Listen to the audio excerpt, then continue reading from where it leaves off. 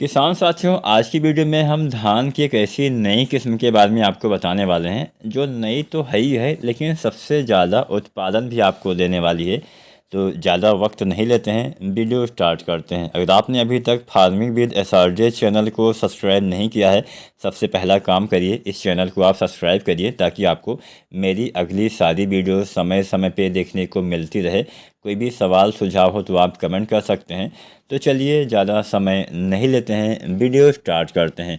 किसान साथियों, धान की जो ये नई वैरायटी मैं आपको बताऊंगा, सबसे पहले इसका नाम आप जानिए। इसका नाम है पूसा 2090। अब पूसा 2090 इसके बारे में हम चर्चा इसलिए भी करते हैं ताकि आपको सही जानकारी मिल सके। पूसा 2090 भारतीय कृषि अनुसंधान संस्थान दिल्ली के द्वारा इसको विकसित किया गया है। कम समय में अच्छा और ज़्यादा उत्पादन देने वाली यह वैरायटी है। कम दिन में अर्धबौनी ये वैरायटी है, तो आप इसको भी लगा सकते हैं। इसके बारे में विस्तार से चर्चा करेंगे, आखिर इसका विकास क्यों किया गया। अब पूसा 44 के बारे में आप जानते होंगे। पूसा 44 धान की सबसे ज़्यादा उत्पादन देने वाली वैरायटी है। खासकर पंजाब और हरियाणा में ज़्यादातर किसान साथी जो बासमती वगैरह नहीं लगाते थे, वो इसी वैरायटी का चयन करते थे, पूसा 44, क्योंकि ये ज़्यादा उत्पादन देती थी। पूसा 44 40 कुंटल के आसपास तक पैदावार दे जाती थी। 35, 36, 37, 38 ऐसे उत्पादन दे जाती थी। और जो पूसा 44 उसमें सबसे बड़ी दिक्कत थी, ये थोड़ा ज़्यादा समय लेती थी। 155 से 160 दिन में ये फसल तैयार होती है। अब जब कोई फसल इतना लंबा समय लेगी तो उसमें पानी की ज़्यादा आवश्यकता पड़ती है। खासकर पंजाब राज्य में तो इसको बैन कर दिया गया है, यानी पंजाब में आप इसको नहीं लगा सकते हैं, क्योंकि इसमें पानी की खपत ज़्यादा होने से जो हमारा ज़मीनी जल स्तर है, जो अंडरग्राउंड वाटर लेवल है, वो काफ़ी नीचे चला गया था। खासकर पंजाब राज्य में जहाँ पे इसकी ज़्यादा जो है वो रोपाई की जाती थी। तो पंजाब सरकार ने अपने यहाँ पे पूसा 44 को लगाने पे पूरी तरह से प्रतिबंध लगा दिया है, यानी पंजाब में आप पूसा 44 अब नहीं लगा पाएंगे। और ये जो वैरायटी है पूसा 44 में ही सुधार करके तैयार की गई है, क्योंकि वैज्ञानिक को भी पता है कि किसान साथी जो ज़्यादा उत्पादन लेना चाहते थे वो अब इसकी बुआई नहीं कर पाएंगे। तो उसकी जगह पे कोई वैरायटी होनी चाहिए जो कम समय में तैयार भी हो जाए और पानी की भी कम आवश्यकता इसमें पड़े, क्योंकि जैसे जैसे किस्में कम दिन में तैयार होंगी उसमें पानी की खपत कम होने लगेगी। और उत्पादन भी पूसा 2090 जो है वो ज़्यादा ही आपको देने वाली है। कम समय में तैयार तो होती है, लेकिन उत्पादन आपको ज़्यादा देती है। अब बैन करने की जो वजह है, केवल यही नहीं कि हाँ ज़्यादा दिन में तैयार होती है, ज़्यादा पानी की आवश्यकता पड़ती है। एक दूसरी भी बहुत अहम वजह थी इसको बैन करने के पीछे, वो थी पराली वाली समस्या।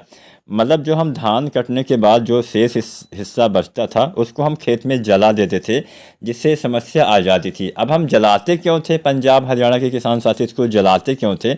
इसको इसलिए जलाते थे क्योंकि ये जो फसल है 155 160 दिन में तैयार होती थी। अब जब ये इतने दिन में तैयार होती थी तो अगली फसल लगाने के लिए जो किसान साथी गेहूं वगैरह लगाना चाहते थे, उनके लिए समय पर्याप्त मात्रा में बच नहीं पाता था।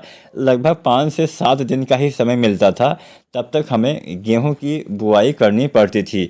ज़्यादातर किसान साथी इसी चक्कर में पराली को जला देते थे ताकि समय उनका बच सके। अगर आप पूसा बासमती 2090 लगाएंगे तो ये जो फसल है 120 से 125 दिन में ही तैयार हो जाएगी, जबकि पूसा 44 155 से 160 दिन में तैयार होने वाली फसल है। तो लगभग 30 दिन पहले ही ये आपकी फसल, यानी 1 महीने का आपका समय मिलने वाला है।